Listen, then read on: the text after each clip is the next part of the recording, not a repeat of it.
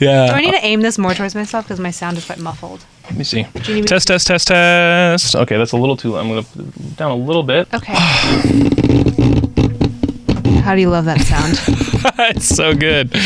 I will not edit that. I'll actually I'll copy and paste it. I'll insert it. You only have 15 minutes. I don't even know why it takes so long to edit. Come on now. Is it? Ow. So if you're well, guy. ICRT.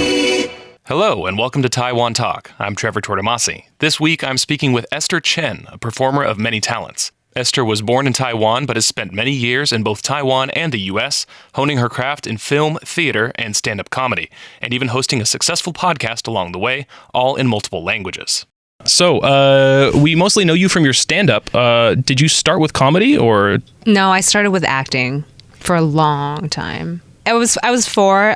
This is a children's English language kindergarten here in Taiwan where I started learning English. And we had to recite The Night Before Christmas. And I was narrator 1. On the night before Christmas, the end.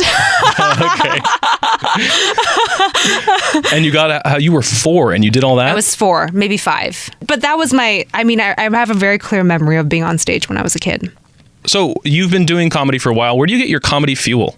I mean, I can give you the crappy version. Sure. Well, I live my life and I find inspiration. I doubt there's ever really just one way, but how often do you have to sit down and actively force inspiration out of yourself? It depends. So there are days where, for example, I either have a really easy time coming with stuff or I don't. And when I do, it's how can you not talk about it? Did you hear my car accident joke? I was hit by a car in Taipei next to Dan Park at the southeast corner.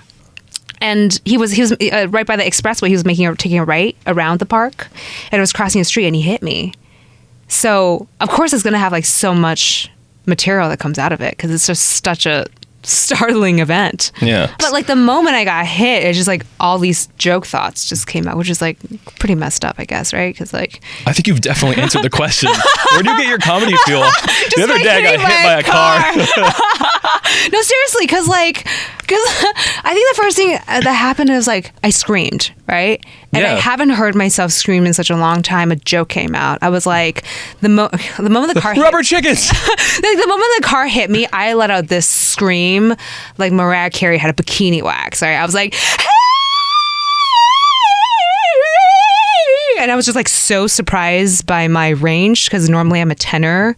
Turns out I'm an operatic soprano. Oh, so as he was saying this to me, the joke started to form. He was like, 小姐, I didn't see you.我的 A 柱挡到你了, which is your car frame, your window frame on the side. He was like, I didn't see you. And I was like, oh my God, he thinks I'm thin. Which is the nicest compliment I've received from a Taiwanese guy. Because I've never had a Taiwanese man be like, oh, 你好瘦，瘦到我看不见你, I'm glad that joke worked. God that one did. Lord that one did. Have mercy. Weirdly, wow, you're a hard audience, man. Mostly what makes me laugh at comedy shows is the silences in between jokes rather than the jokes themselves. I don't know why that's my sense of humor, but I'm not You're a terrible audience. I'm a terrible audience. Lord. Yeah, sorry. And then I had other stuff. And when I went home, my mom, she just asked me all these weird questions. And it's real. Everything happened in the joke. She was I was like, Mom, I got hit by a car, right? I ran in my house and I was like, I got hit by a car. And she wasn't like, oh, are you okay? Are you injured? She was like, what kind of vehicle was it? And it's just how can that not be shared somehow? Yeah, wow. Your mom is the fuel of a lot of your comedy. Speaking of locals and comedy, a Taiwanese comedian, he once told me that it's easier to get laughs from a Taiwanese audience. Who is this person? I'm not going to name him. You have to. I'm not going to name him. Okay, say it and then cut it out. It's so different. I would say they work differently and you have to work with them differently. You sort of have to at least for the Taiwanese audience, you have to tailor to their taste. And if you do, then it's easy. And if you don't, it's not. Is developing a set more difficult in English or Chinese for you specifically? For me, definitely Chinese because I'm new to the Chinese scene. So that's... How many minutes of Chinese do I have? How many minutes of material do you have in English and how much in Probably Chinese? Probably an hour in English. Okay. I would guess. Of all the things I've ever written, probably 2 hours, but I don't do them because not all of them are great. So the stuff that you feel good about. I would say the stuff that I have, so currently on the tour at the moment, I have 40 minutes of good material that I'm proud of. Okay, awesome. Yeah. 40 minutes of stuff I'm not like disgusted by and like I have fun telling it. The other stuff are either like I've said it too many times, it's too old, it's no longer relevant. Was developing comedy sets easier in Taipei or New York, place-wise? Developing, if you're talking about developing jokes, definitely New York. Simply because it has a more accurate result. So when you throw out a new joke, you might have levels of laughter. So let's say like you go to an open mic and there's 5 sad comics. I mean, you might get like one huh at like one punch, and then like no huhs as anywhere else, but you might get a few like. But let's just say like the same joke at a certain point, once you develop it to a certain extent, you bring it to an audience, the places that people laugh and the level that they laugh is in correspondence to the reactions you get somewhere else, even though the level's smaller. Does that make sense? Yeah, absolutely makes sense. Right. So let's say like if you go to an open mic, the graph looks like this. And you go to an audience with like, let's say the show has 20 audience, you get that. And now let's say the show is like 200 people. Okay, but the peaks are still happening on the same jokes. The peaks are stable. They're consistent. It's more consistent. It's not always consistent because there's always other variations. Like somebody barges in, like somebody does something distracting, someone talks loudly. You know, that's all counts into distractions. But for the most part, the consistency is much easier in New York City because I think, you know, it has a longer history of stand-up comedy. So when people consume it, they're sort of at the more same level. The first couple of people that go up, they're not going to get the same amount of laughs as the people who go in the second half, and that's just how it works. Thing. That's just culturally they're not used to warming up. For example, in New York City, they say the golden spot is the 4th spot. Right, at an open mic, if you have 20 or 15 people, the 4th person gets the best reaction because they're just warmed up enough and they're not tired. Okay. In Taipei, it's like the 9th person. Oh, wow. Yeah. So that tells you anything. And they're friendly people. It's not like they don't want, they're very supportive. They're smiling. You can see their teeth. Yeah. You can see them like hovering their face with their hands, like just like muffled laugh, or like they stick their face into somebody else's armpit, like trying not to make sound. But it's like, no, we need you to make the sound. Also, like laughter is like a very like contagious. If there's one crazy person consistent laughing, you kind of can't help but join. It's like a yawn. If one person yawns, everybody yawns. Oh, yeah. Have you had experiences in Taiwan that have changed how you may approach writing or performance when you're back in the U.S.? So what's interesting is that the U.S. makes Asians so like homogenized that you refer to yourself as an Asian person. And as a Taiwanese person, I care a lot about Taiwanese politics more so than U.S. politics. It's hard for me not to write about it. But when I do, it doesn't work in the States. Like, for example, my voting joke, I actually wrote. I wrote it 2 years ago and has never once worked in New York. Have you heard my voting joke?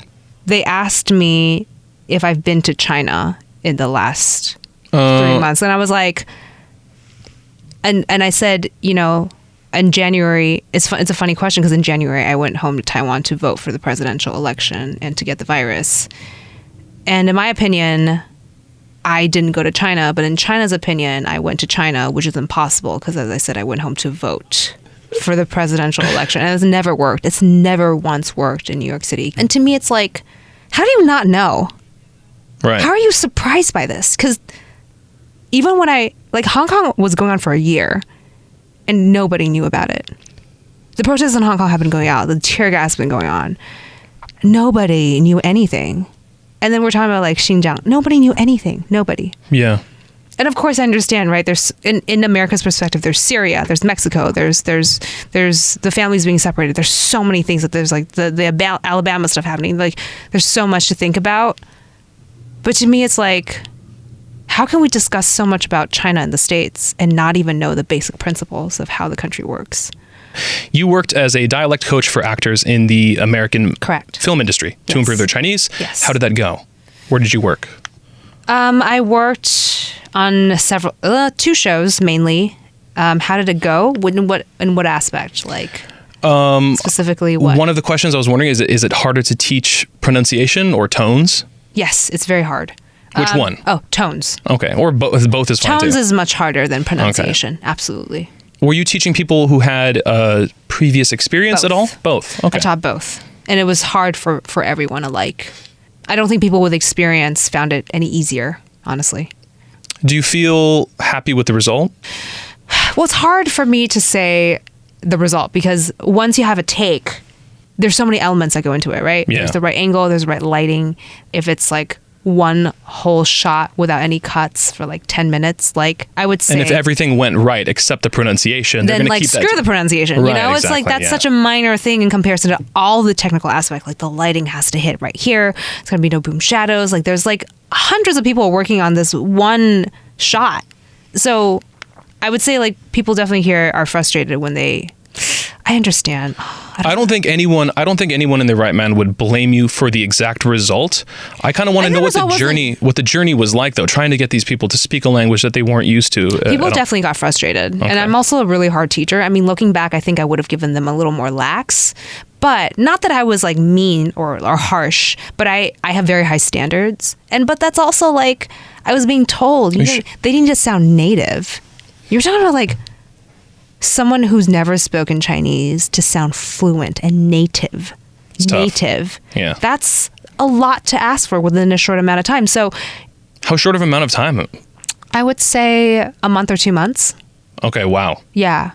But these are people who like, it's not like they live in Taiwan, like they hear it all the time. Like people live in New York City, they live in Los Angeles. Like you were their only frame of reference. Pretty much. Wow. And it wasn't like they wanted, not that they don't want to learn Chinese, but it's like, it's not something that they put down on a list as a hobby. Like, I'm going to learn Chinese, It's just part of their job and they're going to do it, but it's not the same thing as like, I moved to Asia to learn how to speak Chinese. It's a very different kind of commitment. And they also have other stuff to do. They have other scenes to shoot. They have fittings, they have rehearsals. They have so many other scenes that are not in Mandarin to memorize. Like, this is one small part of what they do.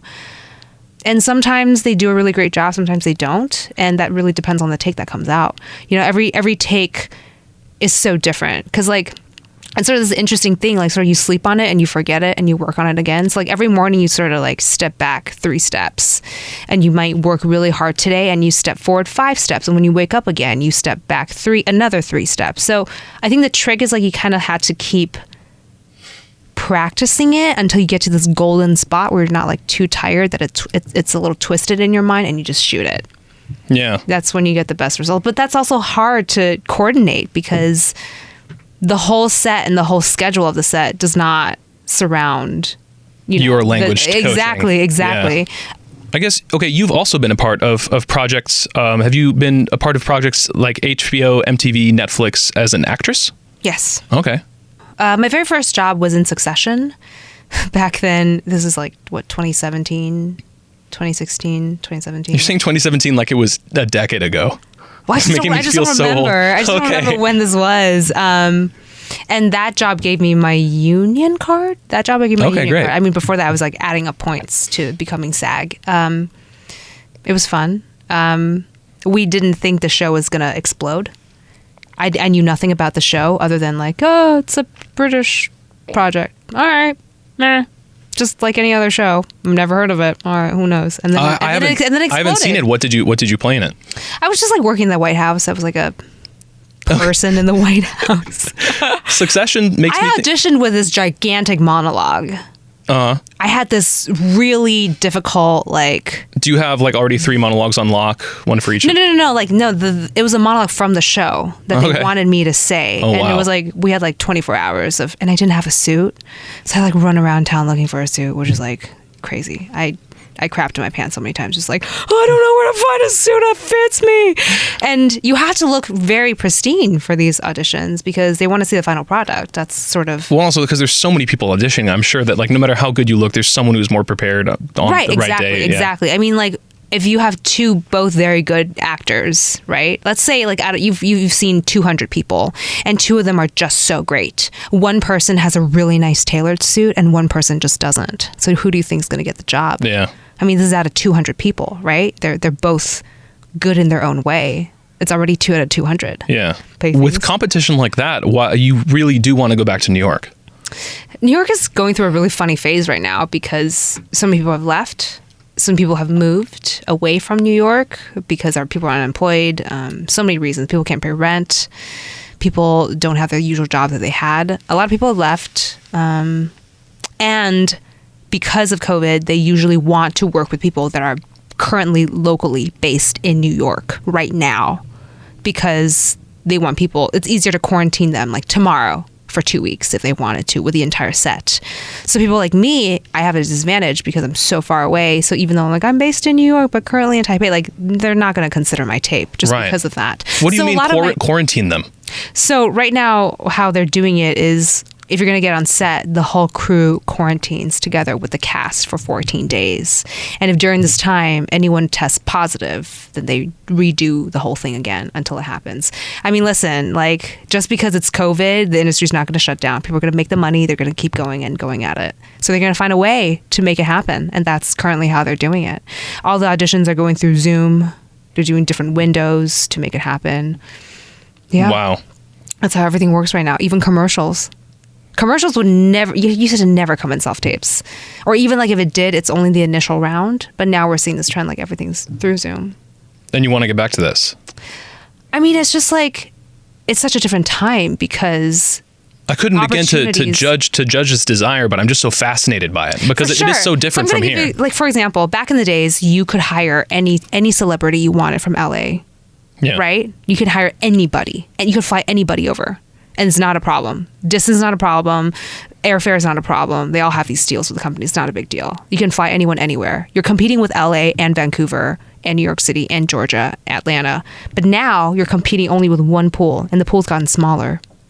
So it's a completely new situation. And you're ready to like elbow your way in. No, I don't know if it's like that sense, but it's like we've all hustled so hard for 10 years. People don't understand how difficult this is to live through this. Like you wake up in the middle of the night, you're like, oh my God, what am I doing with my life? It happens every so often. People don't understand, like you don't know when your next paycheck is coming in. So suddenly when everything changes to be in your advantage, it's really hard not to be like, oh my God, I have to get a piece of that to help myself advance, to get out, to level up. How has your family handled all this, your career pursuits and such?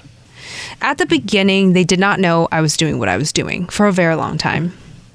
Is it hard with performance for them to not know what you're doing? I mean, you're getting out there, you're putting yourself on a stage or doing something like... I mean, not really. They don't really know anything about America or New York City. So it's like, it's just a world that they don't understand. Again, their understanding of actor is you go to the bars in the night, you entertain the wealthy people with alcohol and...